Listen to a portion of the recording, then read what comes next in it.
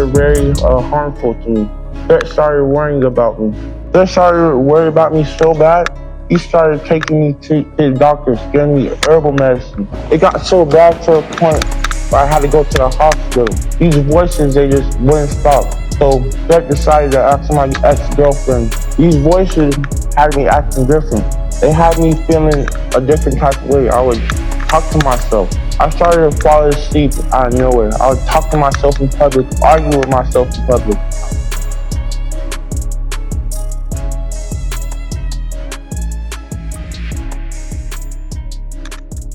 Come here.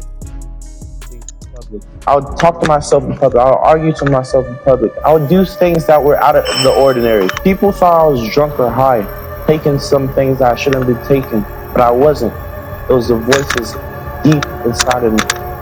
Made me feel a different way about myself. It got so bad to the point where Threat canceled my concerts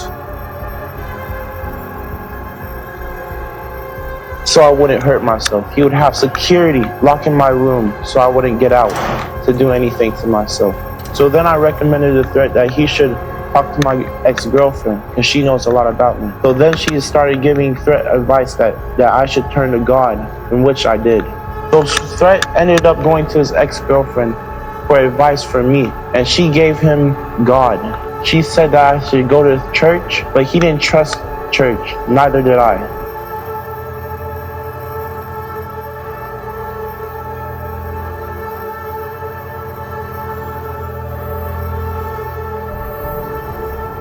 The voices in my head started saying, "Get out of here, get out of here." But I started to think I was going crazy. So then my eyesight started to seem like it was going on and off. And then the screams were getting really loud. So much to the point where I wanted to run, but I couldn't. And all I heard was the scream in my head. Even though the preacher was praying and the choir were singing, all I heard was screaming, screaming, screaming. Finally, I fell down and reached out. Everything went black. And the singing and the praying stopped. And the screaming stopped. The preacher said, "Come out of him." And the screaming just seemed to fade.